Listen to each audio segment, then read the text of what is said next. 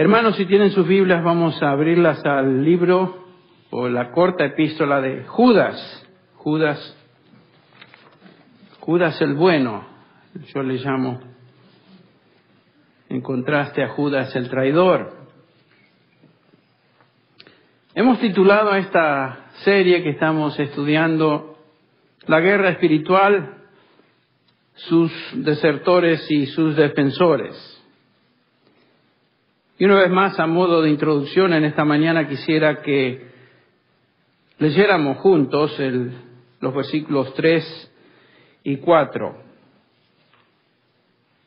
a los cuales daré lectura. Dice así el versículo 3: Amados, por el gran empeño que tenía en escribiros acerca de nuestra común salvación, he sentido la necesidad de escribiros exhortándoos a contender ardientemente por la fe que de una vez para siempre fue entregada a los santos.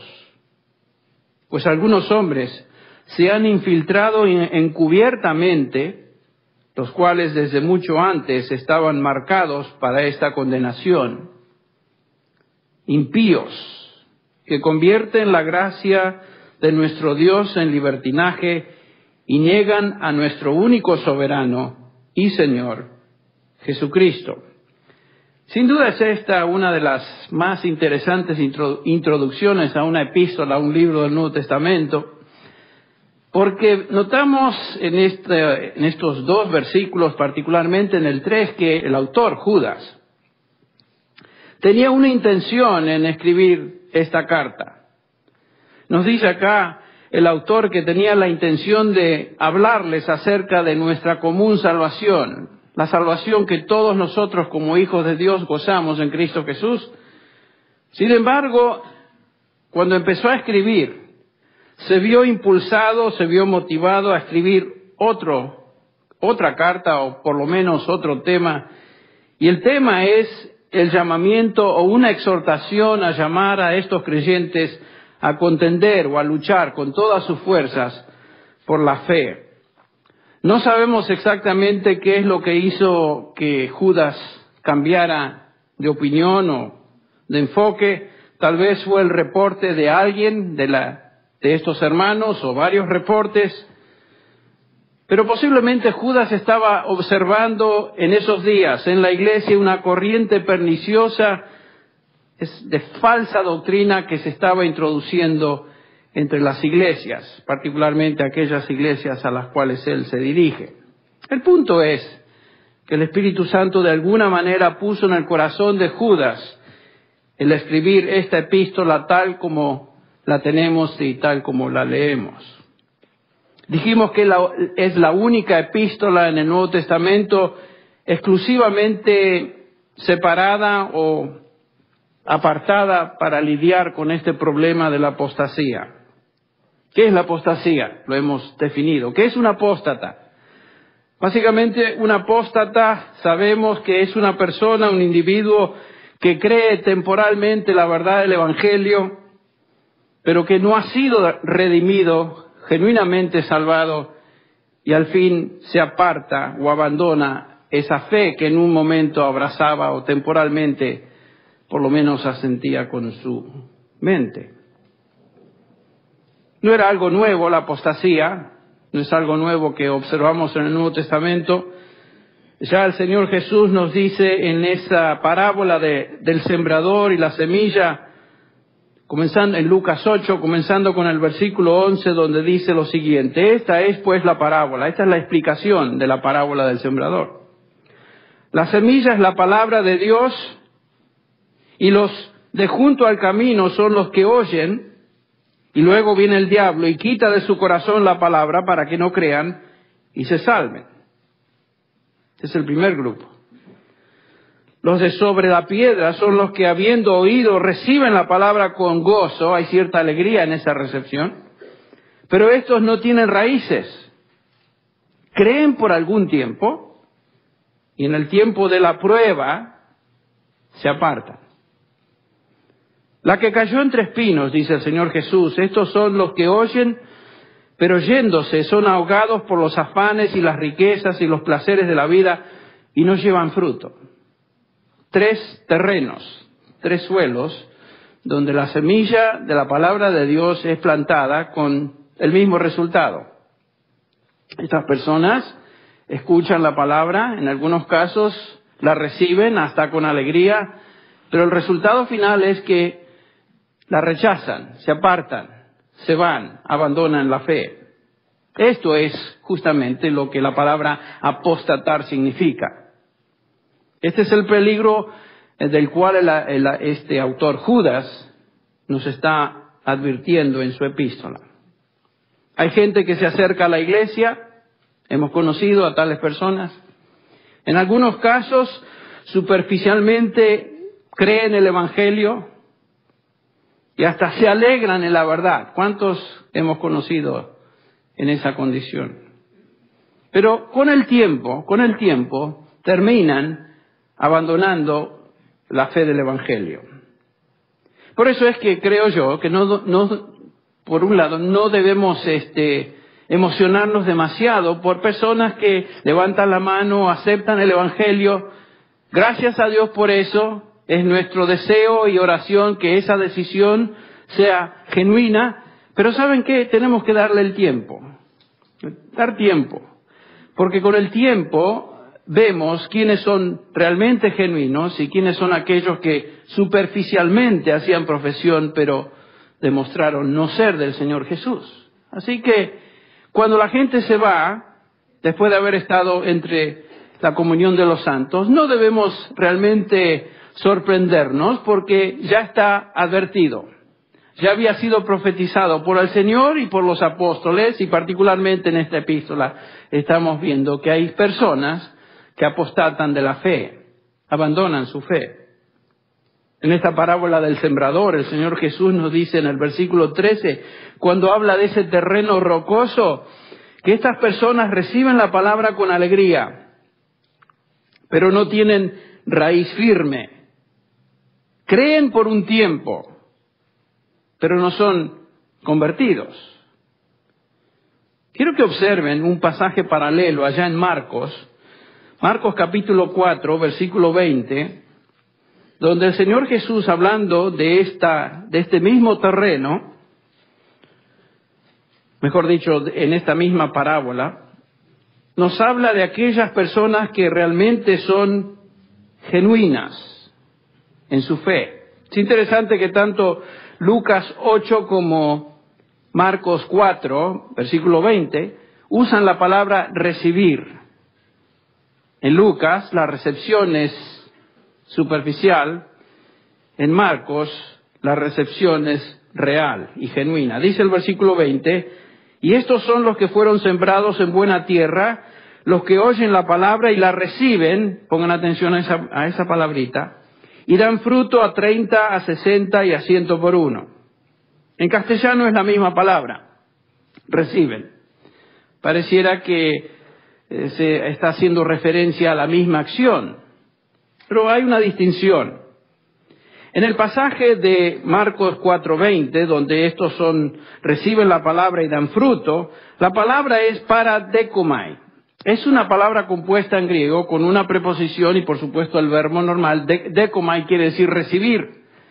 Pero ustedes recuerdan que más de una vez hemos explicado el hecho de que en griego, cuando se quiere enfatizar el significado de un vocablo o de una palabra, se antecede a tal palabra con una preposición. La preposición que acá se encuentra o que notamos es para, y el verbo es dekomai, que quiere decir no solamente recibir, sino recibir con todo el corazón, abrazar con todas las fuerzas, recibir totalmente. Sin embargo, cuando vamos a Lucas, hablando del terreno pedregoso, el Señor Jesús nos dice que estos reciben, y la palabra es simplemente dekomai, sin la preposición. Hacemos esta distinción para hacer notar que el Espíritu Santo de alguna manera guió a los autores bíblicos a hacer una diferencia entre un grupo y el otro. Aquellos que apostatan de la fe escuchan la palabra y la reciben, pero no de todo corazón. Ese es el punto. No la abrazan con todas sus fuerzas, sino que simplemente la reciben. pero nunca producen fruto. Lo cual es la marca de un cristiano verdadero. Da fruto. No todos damos el mismo fruto. Nos dice el Señor Jesús que algunos dan fruto a 30, otros a 40, otros a 60%. Pero no hay un creyente verdadero, escuche bien mi hermano, que no dé fruto. Por más miserable que ese fruto parezca ser, un creyente verdadero da fruto.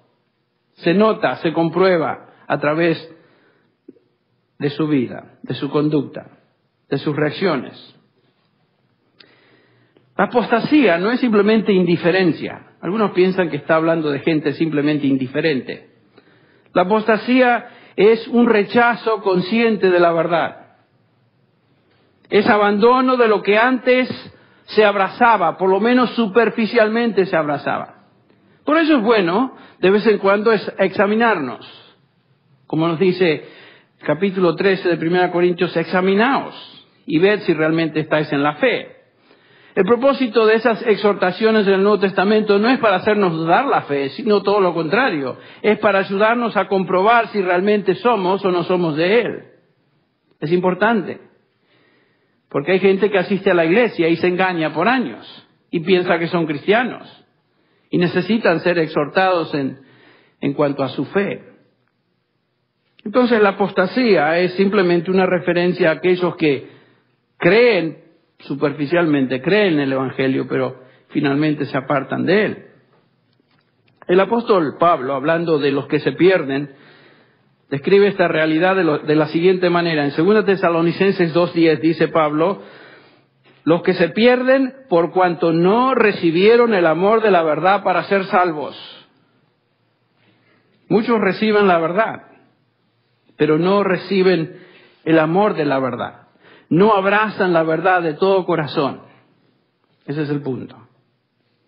Otra ilustración que vemos de una persona que aparentemente cree y después apostata de su fe, lo notamos en el capítulo 8 de Hechos. Me refiero a Simón el mago. Aquellos que hemos leído el libro de los Hechos conocemos el relato. Felipe está predicando el Evangelio en Samaria, Felipe el evangelista, y muchos de los que escuchan reciben la palabra del Evangelio. Todavía no reciben el Espíritu Santo porque recuerden que el propósito de lo que sucede ahí, que se nos describe en este capítulo que voy a leer en un segundo, es que los apóstoles vienen y ponen sus manos sobre los creyentes y reciben el Espíritu Santo. Posiblemente experimentaron lo mismo que los creyentes en el capítulo 2, de hecho, en Pentecostés. Estos son samaritanos que tenían que ser identificados con los mismos cristianos judíos que recibieron el Evangelio y fueron bautizados con el Espíritu Santo allá en Jerusalén. Hay razones por la cual los apóstoles vienen y colocan sus manos sobre ellos. Es la única vez que notamos esto. No es algo normal, pero el relato dice así. También creyó Simón mismo, este es el mago, habiéndose bautizado estaba siempre con Felipe. El pasaje nos habla de este Simón y nos dice que era una persona que hacía milagros y tenía vislumbrada a la gente. Estaban impresionados con este individuo. Sin embargo, aparentemente este Simón cree y es bautizado. Y viendo las señales y grandes milagros que hacían, estaba atónito este Simón. Cuando los apóstoles que estaban en Jerusalén oyeron que Samaria había recibido la palabra de Dios, enviaron allá a Pedro y a Juan, los dos apóstoles, para comprobar si realmente estos creyentes eran creyentes genuinos, creyentes como los que habían recibido la palabra en Jerusalén. Los cuales, dice el versículo 15, habiendo venido, oraron por ellos para que recibieran el Espíritu Santo, porque aún no había descendido sobre ninguno de ellos, sino que solamente habían sido bautizados en el nombre de Jesús. Entonces les imponían las manos y recibían el Espíritu Santo.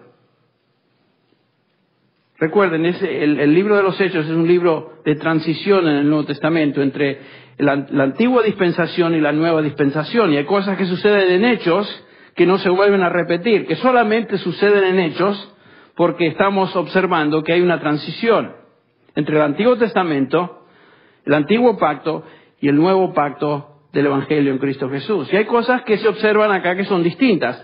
El imponer las manos para recibir el Espíritu Santo era una de ellas.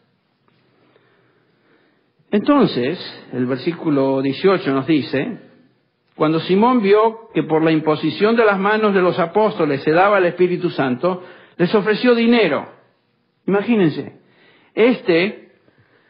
sin vergüenza, les ofrece dinero a los apóstoles y dice lo siguiente: dadme también a mí ese poder, para que cualquiera a quien yo impusiera las manos reciba el Espíritu Santo. Este tipo pensaba que era cuestión de magia. ¿Ven lo que está pensando? Era un mago. Entonces Pedro le dijo: ay, hermano, tú no entiendes bien lo que sucede. No, dice, tu dinero perezca contigo porque has pensado que el don de Dios se obtiene con dinero. No tienes tu parte ni suerte en porque tu corazón no es recto delante de Dios. ¿Ven lo que dice el apóstol Pedro? Tú no eres genuinamente convertido. Tú no perteneces a Dios. Tu corazón no es recto delante de Él. No ha sido transformado. Creyó superficialmente, fue bautizado siguiendo la corriente, todo lo que se hacía, pero no era del Señor. El versículo 23 dice, Pedro le dice al mago, porque en hiel de amargura y en prisión de maldad veo que estás. Es lo que está diciendo. Simón, todavía tú eres prisionero y esclavo de tu pecado. Perteneces al reino de Satanás, no a Dios. Sin embargo, había hecho profesión. Sin embargo, se había bautizado. Sin embargo, estaba con el resto de los creyentes. No sabemos más qué sucedió con este Simón. Tiendo a pensar que si Simón se hubiera convertido a Cristo, posiblemente el autor de Hechos, Lucas, lo hubiera mencionado. Pero no es así. Esta es la última mención. Me imagino que este falso creyente regresó a lo que él hacía antes, apostató de la fe, abandonó la fe. La apostasía es una realidad que se enseña en toda la Escritura. No tenemos tiempo de cubrir los pasajes en el Antiguo Testamento que nos hablan de la apostasía. No sé cuántos de ustedes saben que la Biblia llamada Septuaginta es la traducción del Antiguo Testamento en hebreo y en arameo al griego. Y en varias ocasiones esta Biblia, la Septuaginta, traduce esa palabra rebelarse o abandonar como apostasía, usando esa palabra, apostatar.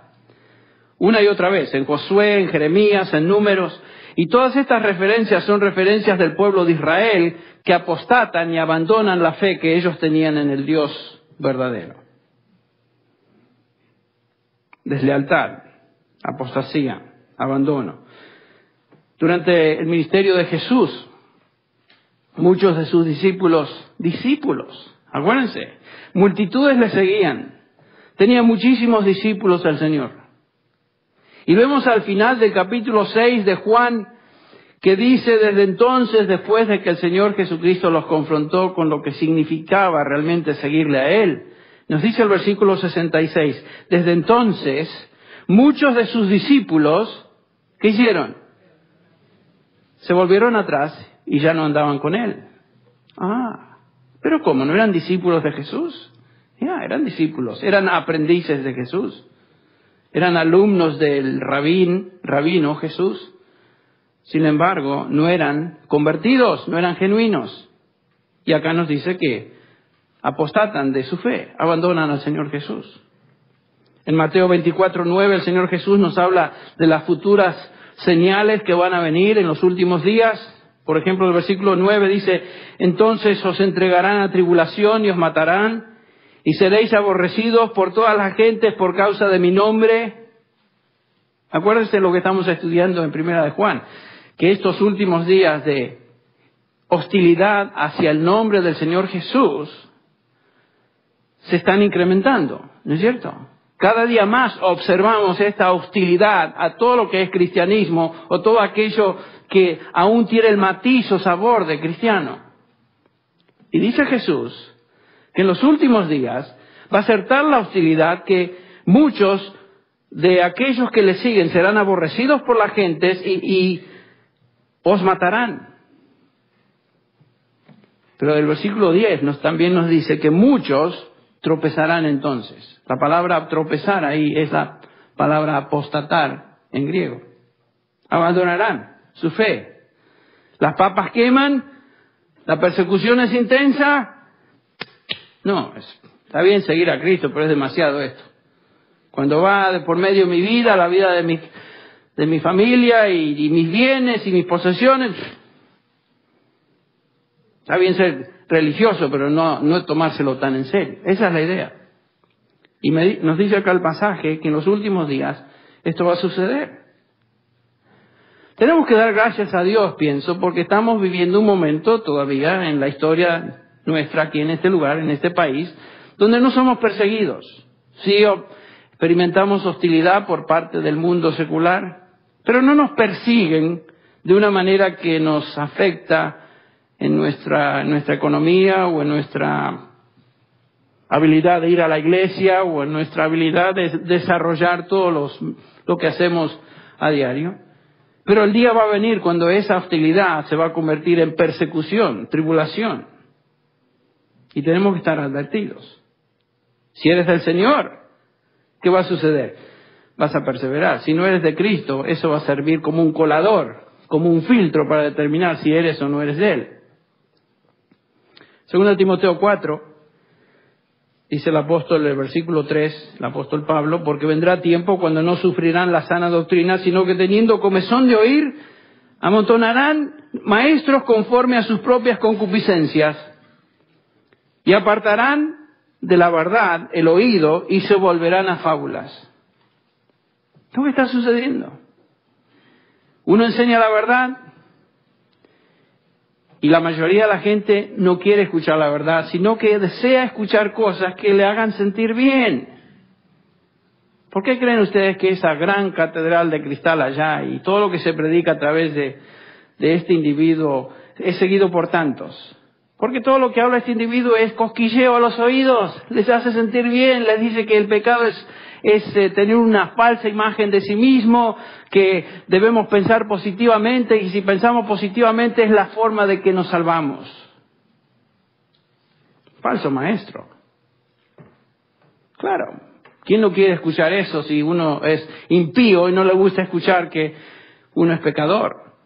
Si yo soy un perverso y amo mi perversidad, no voy a ir a una congregación donde se me confronta con mi situación continuamente. Esto es lo que hacen estas gentes. Dice, estos vendrán y no sufrirán la sana doctrina, o sea, no la tolerarán, sino que se amontonarán maestros conforme a sus propias concupiscencias, de tal palo, tal astilla. Si uno es sinvergüenza, busca sinvergüenzas. Eso es lo que está diciendo. Todos estos son ejemplos en la escritura de apóstatas. Personas que por un tiempo creen, pero se apartan de la verdad. Porque no habían sido transformados, no habían sido cambiados de adentro. Eso es, por ejemplo, lo que el apóstol Pedro nos dice en su segunda epístola, en el capítulo 2, ya hacia el final, en el versículo 22, dice así Pedro, pero les ha acontecido lo del verdadero proverbio, ¿se acuerdan?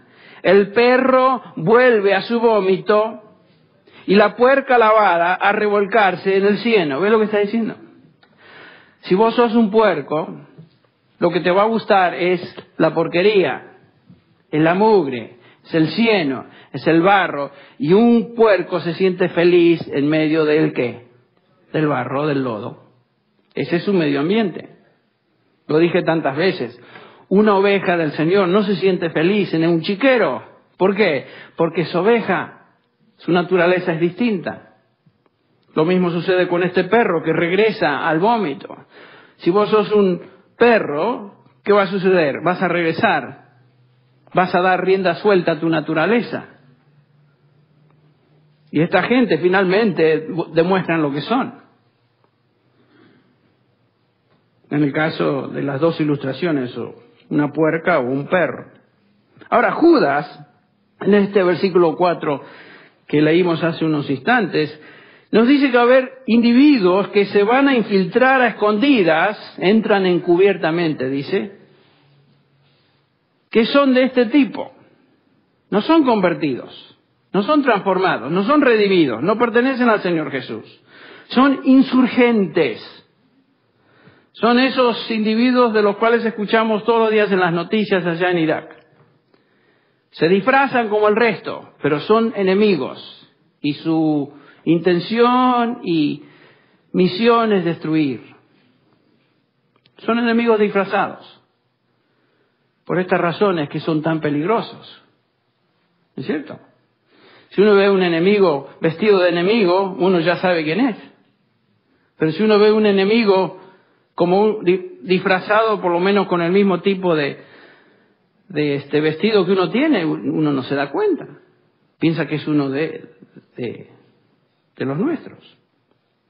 Este pasaje me encanta. He ido a este pasaje tantas veces para confortar mi corazón y ayudarme a mí a enfocarme en lo que es mi ministerio. Esa se encuentra ya en Hechos 20:28. Esta es la amonestación o advertencia, mejor dicho, de Pablo a estos queridos hermanos ancianos de Éfeso.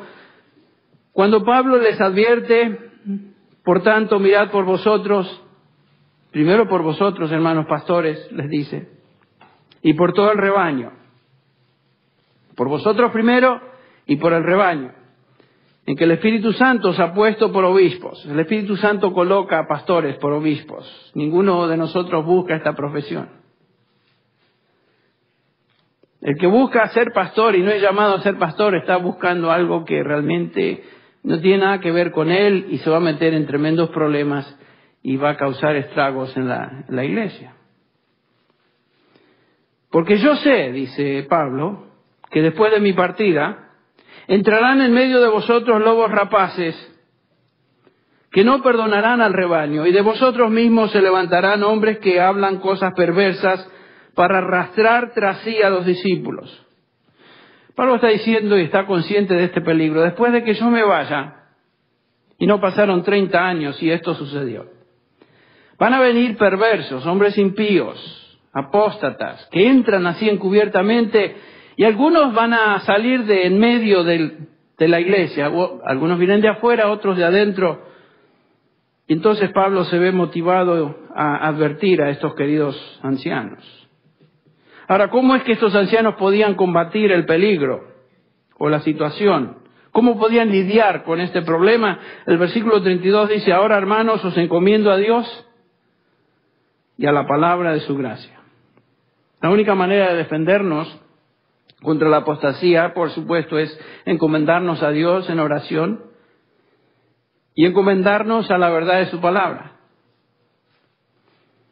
De tal manera que nos ayude a distinguir entre lo que es verdad y lo que es falso. No hay otra forma de hacerlo. Tenemos que conocer bien la vara de medir para entender lo que está torcido. Si ni siquiera sabemos lo que la vara de medir nos enseña, ¿cómo vamos a distinguir aquello que es mentira? La apostasía se ha introducido en la iglesia hoy de una manera pero impresionante. Si nos podemos a pensar realmente, hermanos, la cristiandad, bajo esa rúbrica, todos los grupos y divisiones del cristianismo son organizaciones apóstatas, si se ponen a pensar, todas ellas. Cada una de ellas son divisiones que se han opuesto y han abandonado la fe apostólica. Son falsos. Desde la iglesia en Roma hasta las grandes divisiones protestantes, liberales, que han abandonado la fe. Y si agregamos a esto las sectas que se multiplican como conejos, que se afilian de alguna manera o se quieren identificar con lo que es cristiano, seguimos aumentando y vemos que la apostasía está desparramándose en una manera increíble. Y además de eso, falsos maestros ahora se están introduciendo en las filas de los evangélicos. Así que la apostasía es ya no es una enfermedad pequeña o simplemente un virus, es un cáncer que está causando estragos en las filas de la iglesia, o por lo menos lo que llamamos el cristianismo. Por esta razón dijimos que Judas, esta epístola, es de tanta vigencia en el contexto histórico, social y religioso en el cual nos encontramos hoy. Me encanta esta epístola. Judas comienza la carta como un buen periodista. Nos da un primer párrafo, un sumario del resto de la carta. Los primeros 3, 4 versículos nos dan un sumario de lo que viene y el resto de la epístola él desarrolla el tema. Pero noten cómo comienza en el versículo 3. Amados. Quiero que ya prestemos atención a esta palabra. Les llama amados y le está advirtiendo a ellos que contiendan por la fe. Muchas veces cuando uno advierte a la iglesia de falsa doctrina, lo que sucede es que uno es acusado de no tener amor, de ser un individuo que causa división, de ser un individuo que no abraza, que no busca la unidad de los creyentes. Y usan frases como la palabra es muerta, el espíritu es vivo, etcétera, etcétera. Como si la doctrina no tuviera nada que ver con la palabra de Dios. Como si la doctrina ante los ojos de Dios no fuera importante. Estaba hablando anoche con una hermana en Cristo, no de esta congregación, que conversábamos en cuanto a esta diferencia. Hay iglesias que ella me decía que se siente muy bien en una iglesia donde la abrazan y le aman. Pero ella es consciente, después de haber salido de esta congregación, que es muy deficiente tal congregación en la enseñanza fiel, sistemática de la palabra de Dios. Ahora, yo no creo que debemos tomar una y abandonar el otro. Yo creo que es importante amar y advertir con la verdad, pero al mismo tiempo ser cariñoso, amable. No es cuestión de ser grosero o falto de sentimientos con personas que están pasando por necesidad. Sin duda, posiblemente a veces esa es nuestra tendencia. Estamos tan metidos en la verdad de la palabra de Dios que a veces nos olvidamos tal vez en dar fruto en cuanto a demostrar cariño, demostrar amor. Práctico. No estoy diciendo que en medio nuestro esto sucede, pero es posible. Noten lo que dice acá Judas. Amados. Y el propósito de su carta es advertirles que hay mentira, hay mentirosos que se han introducido en la congregación. Él no está buscando la unidad a todo costo. Él está advirtiendo, expone lo falso y los falsos. Es porque Él les ama que les escribe acerca de la apostasía. ¿Ven? Amados. Un padre que ama siempre advierte a sus hijos. Le dice la verdad. ¿No es cierto? Si usted no le advierte a sus hijos de lo que está sucediendo en sus vidas y por el temor a no causar división y no causarle daño, nunca le dice la verdad. ¿Sabe lo que está demostrando usted? Que usted no ama a su hijo. ¿No lo ama? Usted tiene un amor sentimental, no un amor basado en convicciones bíblicas. Eso es. No es una emoción superficial a la cual el apóstol, Judas se refiere acá. Él tenía una preocupación genuina y amor por el pueblo de Dios que estaba siendo amenazado por falsa doctrina. Y yo sé que es difícil a veces combinar ambos. Yo soy una persona que está comprometida con la verdad. Me encanta la verdad de la palabra de Dios. Yo espero a diario o muchas veces por semana le pido al Señor, Señor, manténme firme a tu verdad hasta el día que tú me llames. Yo quiero ser firme a esta verdad. Pero a veces no soy tan tierno como a algunas personas les gustaría que sea, comenzando por mi esposa. ¿No es cierto? Porque estoy tan metido en la verdad que a veces me falta un poquito de demostración de cariño. Y saben que creo que los varones tenemos un poquito más esa tendencia. Somos más dados a blanco y negro, ABC, 1, 2, 3. pensar linealmente, estos son los hechos, ¿qué me molestas con tanto? ¿Pero me amas? Pero si yo te dije 1000 veces que te amas. ¿Cuántas veces me va a hacer la misma pregunta? Y cuando uno le dice te amo, no te creo. ¿Cómo que no te creo? ¿No soy un tipo comprometido con la verdad?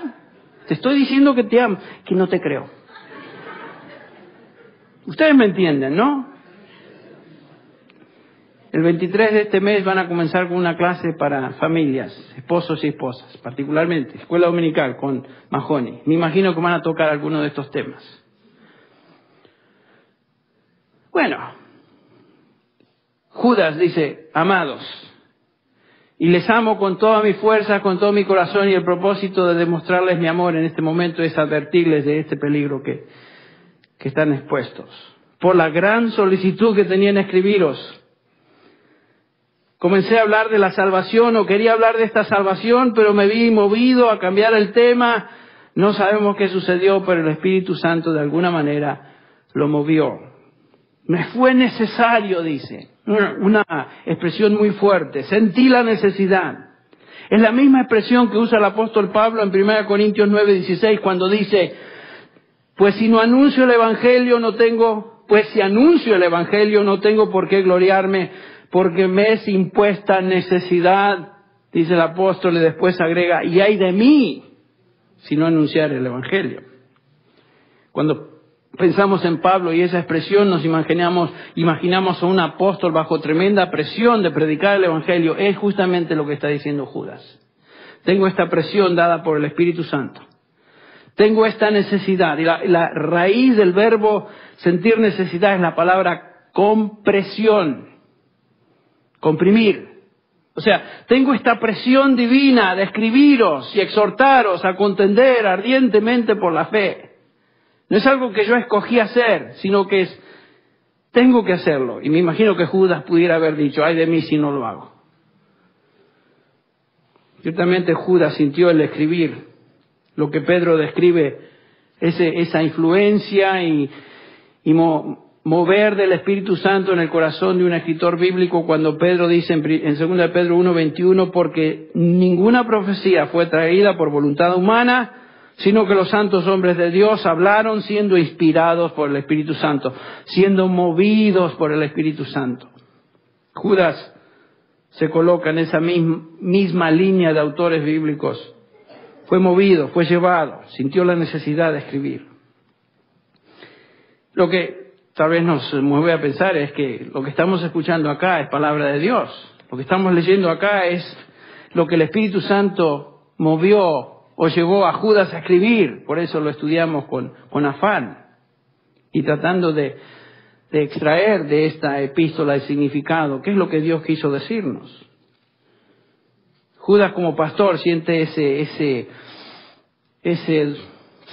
sentimiento, mejor dicho, ese deseo de cuidar a las ovejas.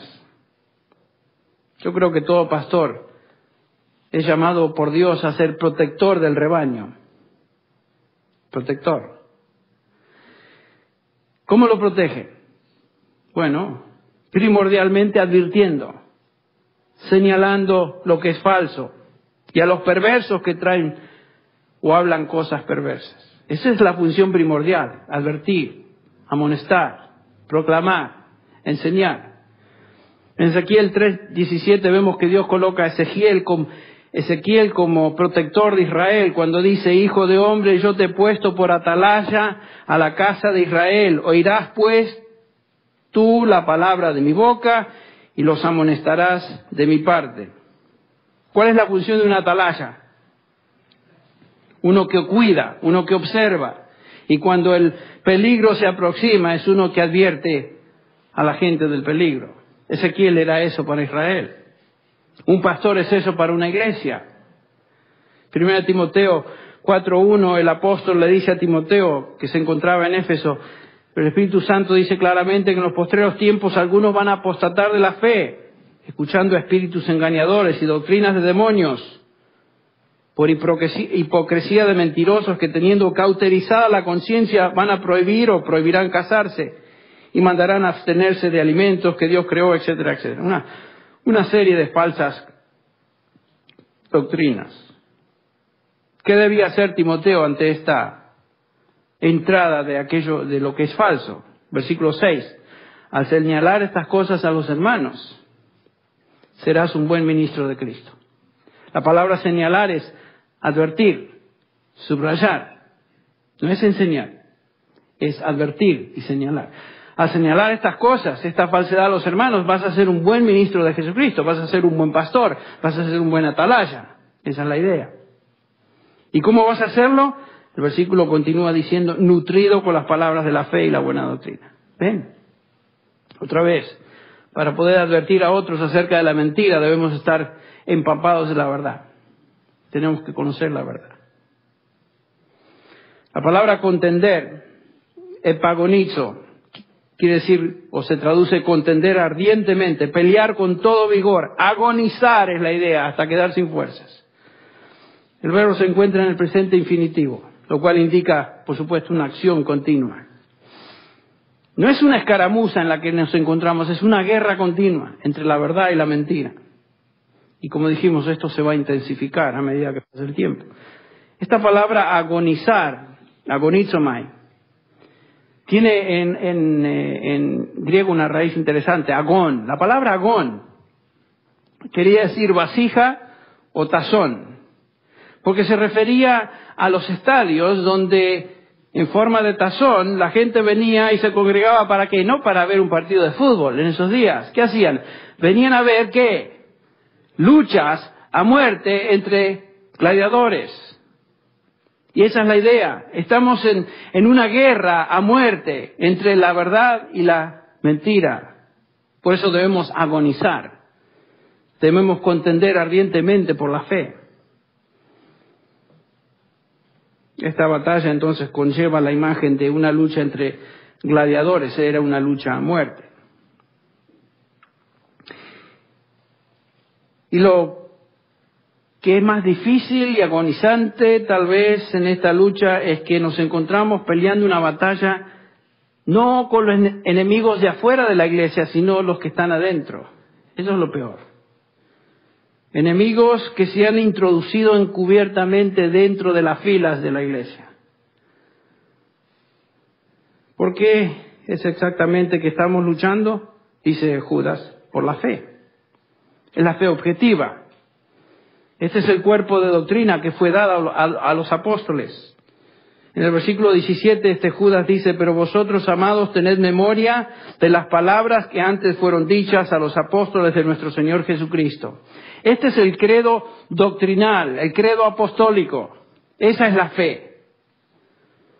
Desde sus comienzos la iglesia se dedicó continuamente, ¿se acuerdan? Capítulo 2 de Hechos, versículo 42, dice que la iglesia o los hermanos se dedicaban continuamente a la enseñanza o a la doctrina de los apóstoles. Esa es la fe, el credo apostólico. Esta es la doctrina, esta es la fe que Timoteo tenía que guardar.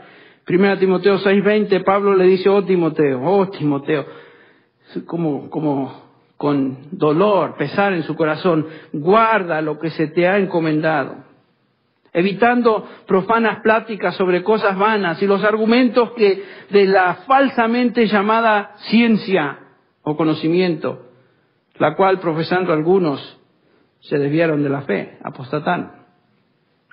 Y otra vez en su segunda epístola 1, 13 y 14, retén la norma de las palabras sanas que has oído de mí. En la fe y el amor de Cristo Jesús, guarda mediante el Espíritu Santo que habita en nosotros el tesoro que se te ha encomendado. ¿Ven? Esa es la angustia de Pablo, de preservar, guardar la fe. Como pastor yo soy uno llamado a guardar la fe y señalar lo que no es fe. Pero ese es un llamamiento básico. No solo somos proclamadores de la verdad, sino también somos protectores de la verdad. A veces me da temor y temblor de no conocer bien esto, y a veces tengo el temor de decir algo que no es correcto. Yo debo conocer la verdad, trazar bien la palabra de verdad, como Pablo le dice a Timoteo, cuidarme a mí mismo como pastor y cuidar el rebaño con la verdad. La manera de cuidar al rebaño, otra vez, no es acariciando a las ovejas, aunque esto es lindo, esto es loable, esto es lindo, pasar tiempo con los hermanos, abrazarnos, gozarnos y tener ser cariñosos el uno con el otro, pero la manera primordial de cuidar es instruyéndoles en la verdad. Al fin y al cabo, algún día seré juzgado por eso. Procura presentarte a Dios aprobado como obrero que no tiene que avergonzarse, que acaricia bien a las ovejas. No, que traza bien la palabra de verdad. Ese es el criterio. Me encantan las palabras del apóstol Juan, y este Juan, el apóstol Juan, sí creo que era un hombre de esos que podía balancear ambos. Sea un tipo cariñoso, lo notamos, hijitos míos, hijitos míos, hijitos, y también un hombre que vivía por la verdad. Dice en su tercera epístola, dirigiéndose a ese hermano en Cristo, Gallo. Noten cómo comienzan en su tercera epístola, el anciano, Juan, el anciano al amado Gallo. Y noten que después agrega, a quien yo amo en la verdad. No es solamente que lo amaba en la verdad. Porque el mismo apóstol Juan nos dice que no podemos simplemente abrazar a todo el mundo y llamarles a todos al amor si no comparte con nosotros la fe. ¿Se acuerdan?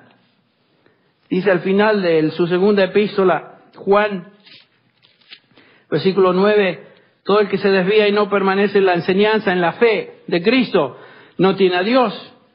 El que permanece en la fe tiene tanto al Padre como al Hijo. Si alguno viene a vosotros, escuche bien, si alguno viene a vosotros y no trae esta enseñanza, no le recibáis en casa ni le saludéis. No es cuestión de amar y abrazar a las personas que rechazan el Evangelio. Pues el que saluda participa en sus malas obras. Eso es duro. Entonces este Juan dice, este amado Gallo a quien yo amo en la verdad. Le amo, pero lo amo en la verdad. Y noten que dice Judas, ahora regresando a Judas, que esta fe fue dada a los santos una vez y para siempre. Paradidomi, fue dada, fue entregada. Una vez, hapax, una vez y para siempre, una acción con resultados continuos. Una vez. La fe cristiana fue dada completamente sin que le falte nada. ¿A quiénes? A los santos. No hay más revelación. Esta fe fue dada a los santos a través de los apóstoles y aquellos allegados a estos apóstoles. El canon bíblico se cerró con Juan, el apóstol, cuando escribió primera, segunda, tercera de Juan y el Apocalipsis. Ahí se acabó. Ya no hay más revelación. Por eso el Apocalipsis termina en el último capítulo de Apocalipsis con una advertencia de no agregar o quitar a este libro. Porque el que agregara o quitara este libro recibiría consecuencias tremendas. Noten que Judas declara que esta fe fue dada, fue entregada. Nadie descubre la fe por medio de, expresiones místicas, por medio de búsquedas subjetivas. Nadie descubre en su fuero interno cómo llegar a Dios, como hacen los místicos.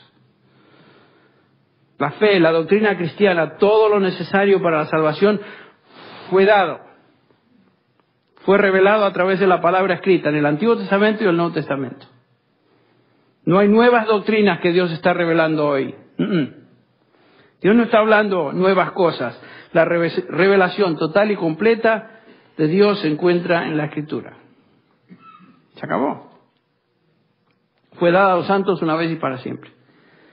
Nuestra fe está establecida sobre un fundamento. Efesios 2:20 nos dice que ese fundamento es el fundamento de los profetas y los apóstoles. No hay más. No ande buscando usted otras revelaciones. Por eso las falsas sectas tienen otros recursos, otros medios, otras revelaciones. El Atalaya, el libro del Mormón, lo que sea ahí. Si usted le agrega y pone eso al mismo nivel que la Biblia, eso es falso, eso es mentira. La fe fue dada una vez y para siempre. No hay revelación especial hoy. A ningún hombre. El Papa no recibe revelación, Los obispos no reciben revelación, nadie recibe revelación. La revelación, la verdad fue dada una vez y para siempre en su palabra. La tradición romana es otra cosa. No es revelación de Dios. Nuestra fe entonces ya está establecida en lo que Dios reveló.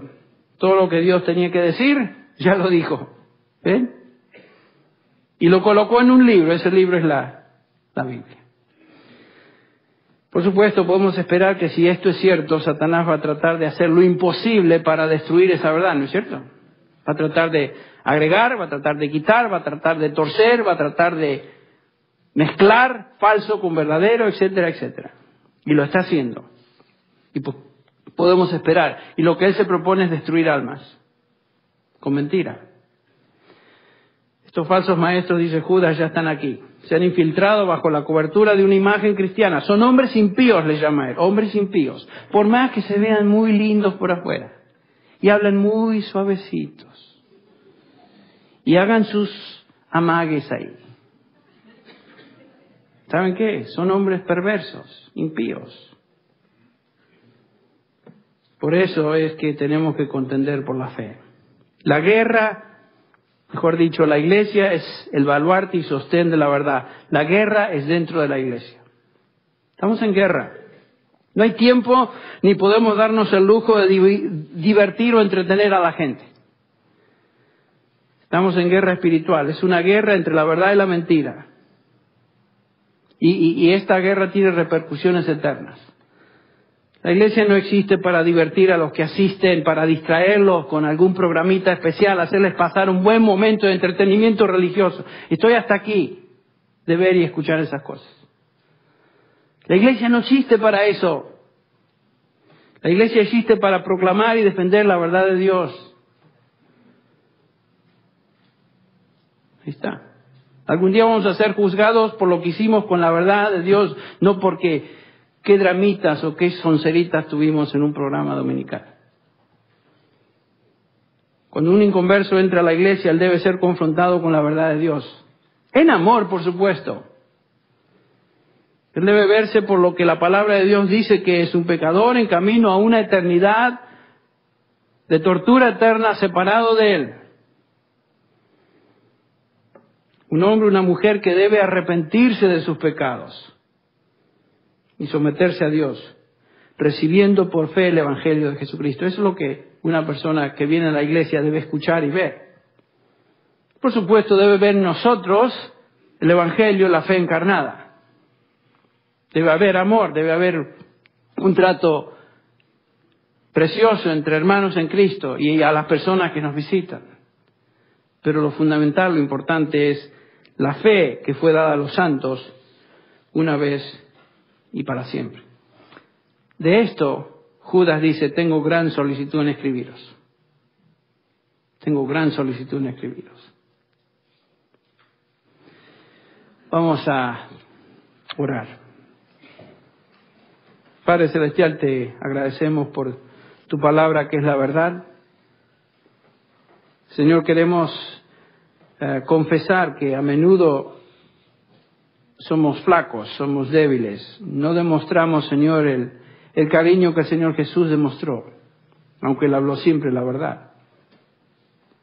Señor, ayúdanos a ser creyentes equilibrados en nuestra demostración de nuestra fe.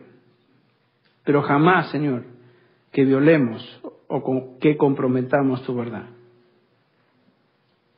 Señor, ayúdanos como congregación a ser una congregación que se postra ante la verdad de Dios, la exalta, pero una congregación que demuestra amor los unos para con los otros. Ayúdanos, Señor, en esas áreas. Lo pedimos por Cristo Jesús. Amén.